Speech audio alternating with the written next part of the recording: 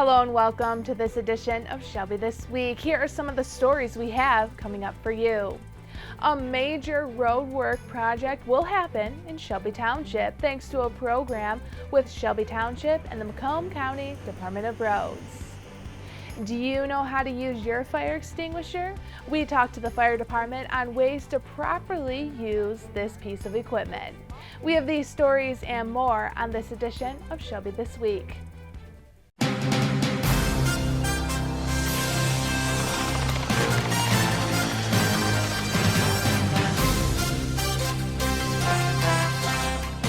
The road program continues in Shelby Township with the announcement of a new road work project.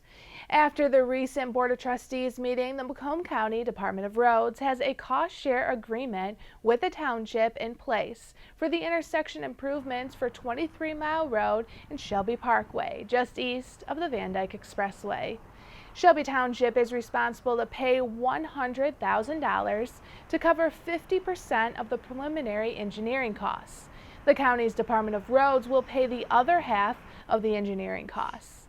With a state grant which totals about $2 million, that will help offset the construction costs, with the County Department of Roads and the township also contributing. This particular area became a high need in recent years as the township welcomed more than 1,700 new jobs on Shelby Parkway. According to Township Trustee and Macomb County Department of Roads Community Relations Director Vince Viviano, AECom Engineering has completed a traffic study and now they are doing preliminary site work and they will come back with modeling. Viviano expects the project will get done this year. This is just one project on the road program this year. Mound Road between M59 and Auburn Road, and then 23 Mile between Shelby and Mound Roads will be completed.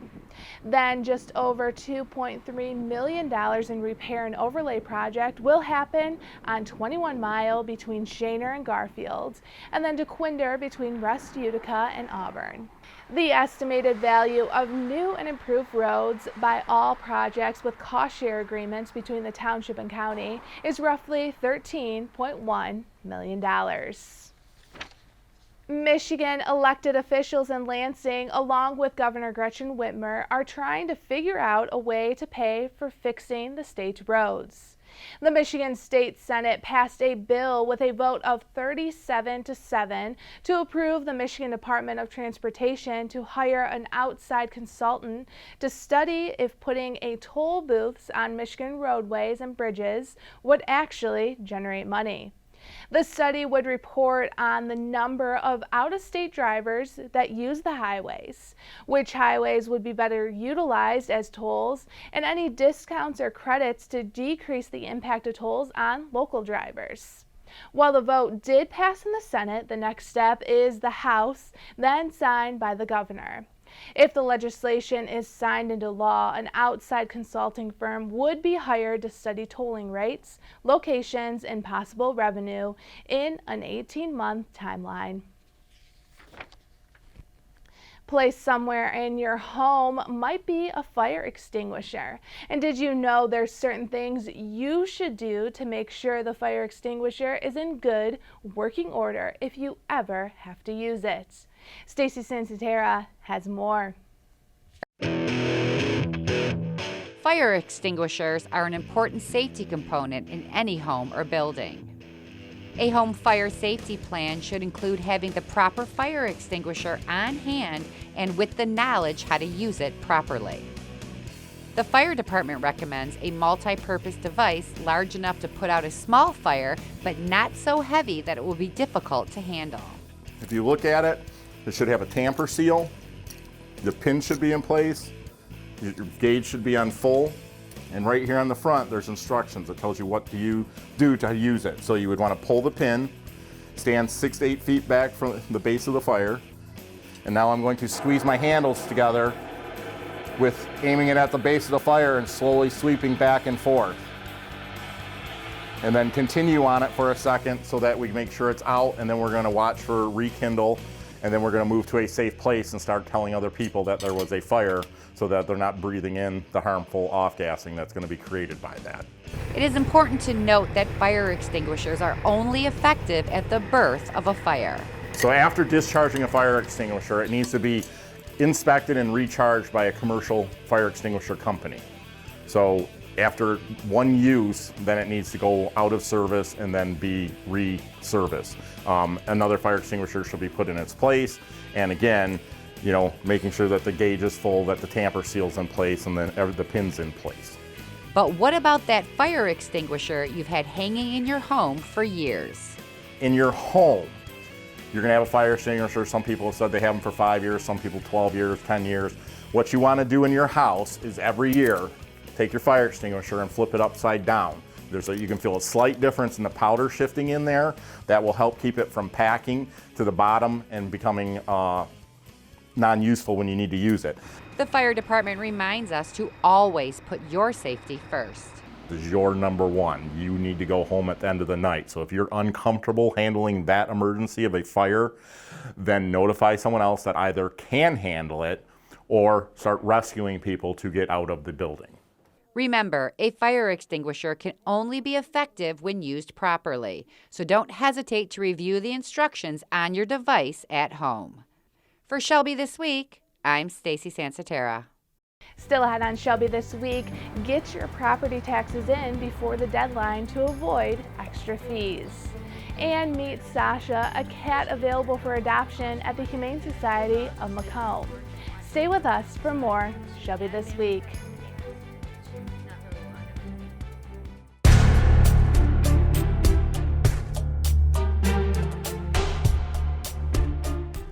I would like to take a moment to share some fire safety tips for pet owners.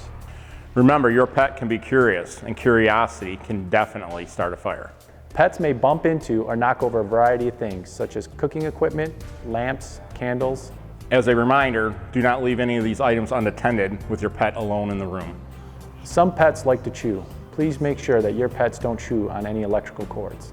If you do have a fire in your home, get out and stay out. Let the firefighters know when they get there that you have a pet inside your home.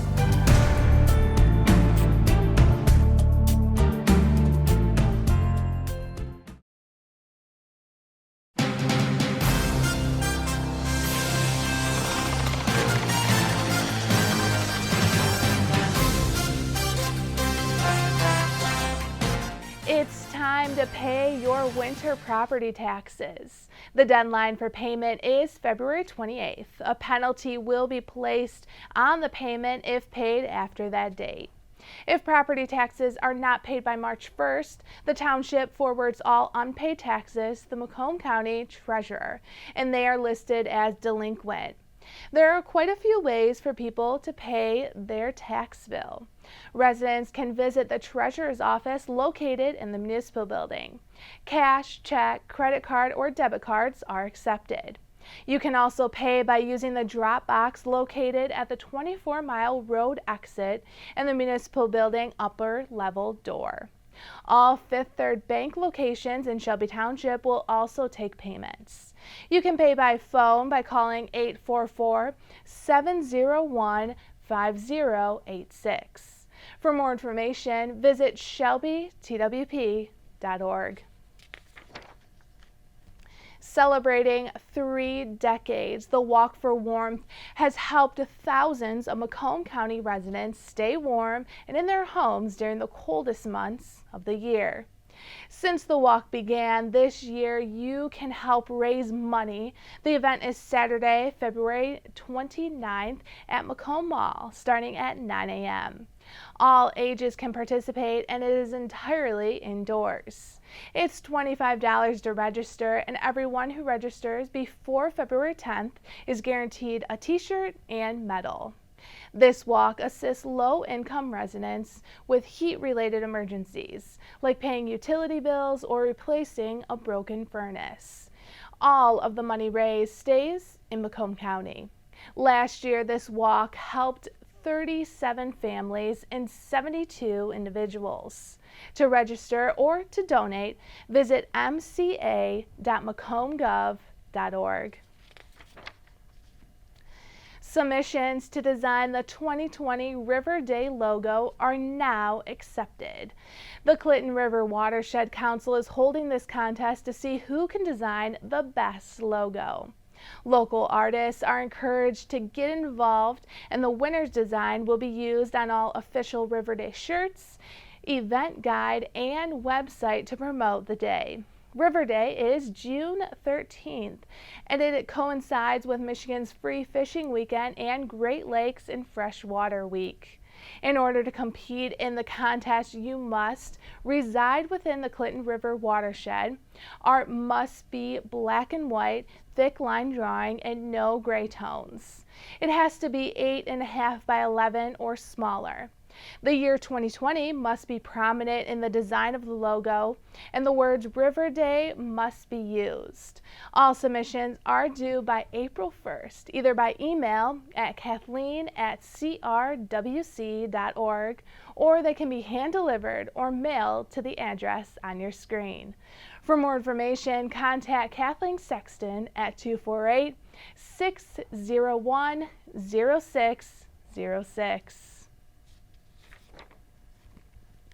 We introduce you to 5-year-old Sasha. She is a cat who needs a little bit of love, and she's available for adoption right now at the Humane Society of Macomb. This is Sasha. She's 5 years old. She's a little bit timid here in the shelter, but once she gets into a home, all she wants to do is be loved, sit on the porch and watch the birds outside. She had been with other cats. She's not really fond of the cats here, but it could be because of the close quarters. She's okay with kids, but they need to respect her space. But other than that, she'd definitely be very cuddly and just want somebody to love her. They would come here to Humane Society of Macomb. They'd fill out a pre-adoption form, and they'd go through all that with her. She would be 95. She comes with all up to date with her shots, microchipped, and already spayed. She really needs to get a home because the shelter life isn't good for any animal. For too long they start shutting down. So if we could get her out and get her into a home, it would be really sweet to have her into a nice home, maybe even for Valentine's Day. She'd make it somebody a nice, sweet Valentine's. The Humane Society of Macomb is located on 22 Mile, and they are open Monday through Saturday from 10 a.m. to 4 p.m. Coming up, small businesses have a chance to win up to $50,000 in grant money to help them succeed. And mark your calendars for this very popular township event to get rid of those hazardous items. Purchase and use every day in our home.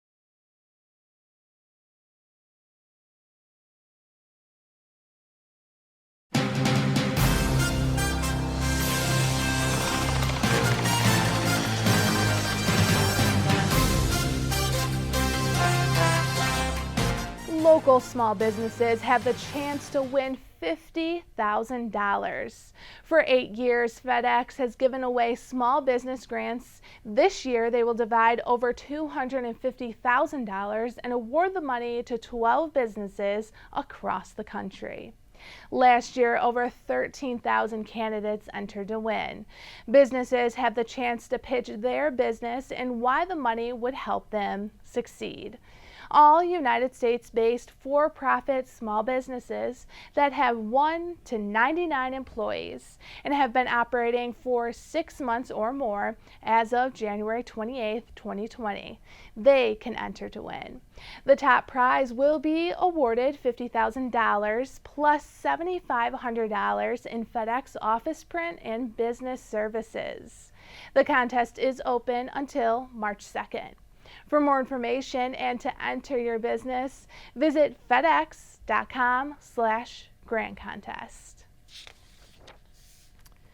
Mark your calendars now because Household Hazardous Waste Day is April 25th. Shelby Township asked residents to bring their items to Riverbends Park from 9 a.m. to 1 p.m. Items like car batteries, light bulbs, pesticides, used motor oil, gasoline, paints, and stains will all be collected. Medications will also be collected during this event. This is only open to Shelby Township residents. It's important to note that there will be no electronics collected at this event.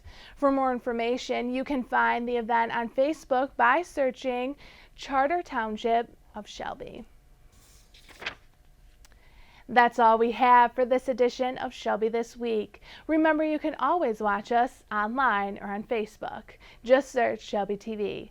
We will leave you now with scenes from Princess Night held at the Activity Center. Enjoy, and thanks for watching.